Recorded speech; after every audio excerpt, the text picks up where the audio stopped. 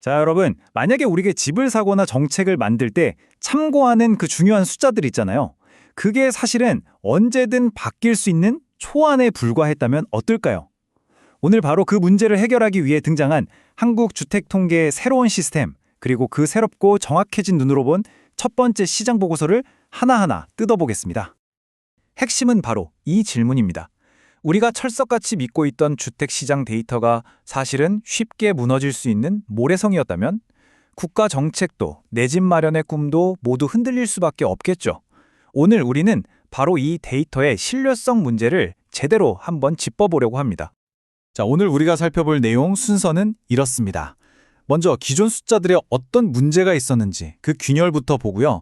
이걸 바로잡기 위해 어떤 새로운 청사진이 나왔는지 살펴보겠습니다.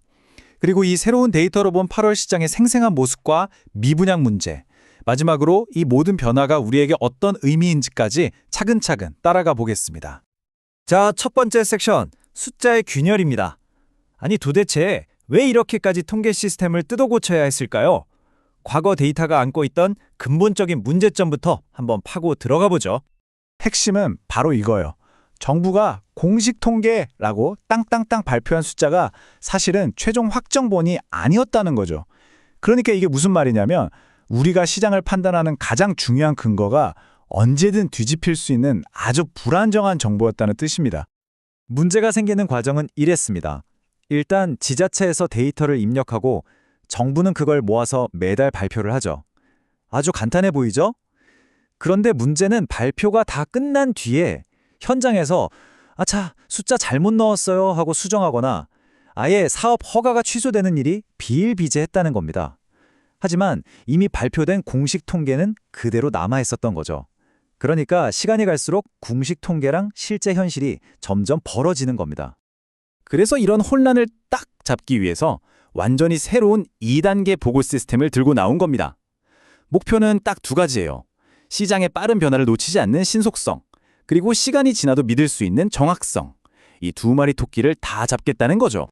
이게 뭐가 다른지 화가에 비유하면 이해가 확 되실 거예요. 과거 방식은 그냥 밑그림 스케치 하나 쓱 보여주고 이게 완성작입니다 라고 하는 거나 마찬가지였어요. 하지만 새로운 시스템은 다릅니다.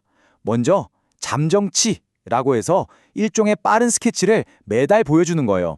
아, 지금 이런 그림을 그리고 있구나 하고 알 수 있게 말이죠. 그리고 1년 뒤에 모든 수정사항을 반영해서 진짜 확정치라는 최종 완성품을 딱 보여주는 겁니다. 훨씬 투명하고 믿음이 가죠? 자, 그럼 이 데이터가 어떻게 진짜 완성본이 되는지 한번 볼까요? 예를 들어 2025년 8월 데이터는 먼저 잠정치로 공개가 됩니다. 그 후에 약 1년 동안 현장에서 발생하는 모든 수정사항을 반영하는 안정화 기간을 거쳐요. 그리고 마침내 2026년 9월이 되면 2025년 데이터 전체에 대한 최종 확정치가 발표되는 거죠. 바로 이 1년이라는 안정화 기간이 이 데이터에 믿음을 더해주는 핵심인 셈입니다. 이번 개편을 주도한 위원회 위원장이죠. 권헌영 교수가 딱 이렇게 정리했습니다. 빠른 잠정치와 정확한 확정치를 모두 제공해서 시장의 다양한 필요를 채워줄 수 있을 것이다. 전문가의 이런 평가는 이 새로운 시스템이 제대로 된 방향으로 가고 있다는 걸 보여주는 거겠죠? 자, 이제 이론 내기는 여기까지 하고요. 아마 제일 궁금하실 거예요. 그래서 이 새롭고 짱짱한 기준으로 본 첫 번째 시장 모습, 과연 어땠을까요? 다 같이 성적표를 한번 열어보죠. 자, 가장 먼저 눈에 들어오는 숫자. 와, 정말 충격적입니다. 마이너스 72.4%. 8월 한 달간 서울의 신규 주택 인허가 건수가 1년 전보다 이만큼이나 그냥 사라져버렸다는 얘기예요. 인허가는 보통 2, 3년 뒤에 우리가 살게 될 집의 씨앗이거든요. 그러니까 미래의 집이 될 씨앗 자체가 말라붙고 있다는 아주 강력한 경고등이 켜진 거죠. 이게 그냥 어느 한 단계만 문제가 있는 게 아니에요. 집이 지어지는 처음부터 끝까지, 그러니까 이 파이프라인 전체가 꽉 막혀버렸다는 신호입니다. 미래의 집을 약속하는 인허가, 지금 한창 짓고 있는 착공, 그리고 다 지어서 막 시장에 나오는 준공까지 뭐 하나 빠짐없이 전부 급감하고 있는 거예요. 특히 사람들이 가장 살고 싶어하는 수도권의 공급 파이프라인이 훨씬 더 심각하게 얼어붙고 있다는 게 더 큰 문제입니다. 그런데 말이죠, 모든 숫자가 다 이렇게 우울한 건 아니었습니다. 데이터를 자세히 들여다보니까 아주 뜻밖의 반전이 하나 숨어 있더라고요. 바로 분양 실적이었는데요. 수도권은 오히려 11% 넘게 줄었는데 진짜 놀랍게도 비수도권, 그러니까 지방에서는 분양 물량이 무려 44% 넘게 폭발적으로 늘어난 겁니다. 전국적으로 공급이 말라가는 분위기 속에서 지방 분양 시장만 혼자 불붙은 셈인데 대체 지방 시장에서 무슨 일이 있었던 걸까요? 아주 특이한 데이터죠.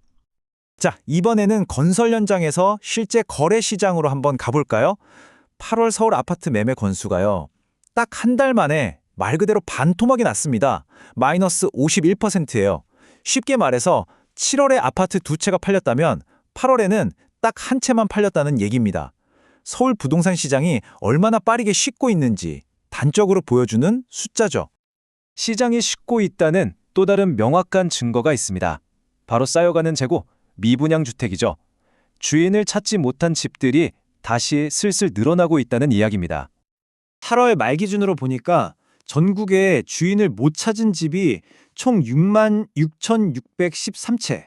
이게 한 달 만에 7%가 늘어난 수치거든요. 더 중요한 건 그동안 계속 줄어들던 미분양 주택이 다시 늘어나는 쪽으로 방향을 꺾었다는 거예요. 시장이 긴장할 수밖에 없죠. 근데 이 미분양 문제도요, 속을 들여다보면 좀 얘기가 다릅니다. 이게 전국적인 문제라기보다는 특정 지역에 완전 쏠려있는 문제예요. 보세요. 전체 미분양의 거의 80%, 그러니까 5채 중에 4채는 수도권이 아니라 지방에 있다는 겁니다. 한쪽은 집이 부족해서 난리고 다른 한쪽은 집이 남아돌아서 걱정인, 정말 한국 부동산 시장의 극과 극을 보여주는 거죠. 여기서 더 심각한 게 뭔지 아세요? 이 중에서 27,000채는 이미 공사까지 다 끝났는데 주인을 못 찾은 말 그대로 악성 미분양, 그냥 빈집이라는 거예요. 건설사 입장에서는 이게 그냥 안 팔린 물건이 아니에요. 매일매일 이자가 눈덩이처럼 불어나는 시한폭탄을 떠안고 있는 거나 마찬가지입니다. 시장에 주는 부담이 차원이 다르죠. 자, 지금까지 정신없이 달려왔는데요. 새로운 데이터 시스템 여기부터 시장의 구체적인 숫자들까지 쭉 훑어봤습니다. 그럼 이제 이 조각들을 한번 쫙 모아서 큰 그림을 그려볼 시간입니다. 그래서 이 모든 게 대체 우리한테 뭘 말해주고 있는 걸까요? 오늘 이야기의 핵심 딱 4가지로 정리해 드릴게요. 첫째, 이제 우리에겐 훨씬 더 투명하고 정확한 데이터라는 새로운 무기가 생겼다. 둘째, 미래 공급을 좌우하는 건설 파이프라인의 속도가 눈에 띄게 느려지고 있다. 셋째, 실제 거래 시장은 특히 서울을 중심으로 아주 빠르게 얼어붙고 있다. 그리고 마지막 넷째, 팔리지 않은 재고주택은 지방을 중심으로 다시 늘어나고 있다. 한마디로 공급, 거래, 재고 세 군데 모두 빨간불이 깜빡이고 있다는 거죠. 마지막으로 이 질문을 한번 던져보고 싶습니다. 우리는 이제 더 정확하고 솔직한 지도를 손에 쥐게 됐습니다. 그렇다면 이 주택시장이라는 거대한 바다를 앞으로 어떻게 항해해 나가야 할까요? 이 새로워진 투명함이 정부의 정책, 건설사의 계획, 그리고 이 내용을 듣고 계신 바로 여러분의 다음 선택에 어떤 영향을 미치게 될지 진짜 이야기는 어쩌면 지금부터 시작일지도 모릅니다.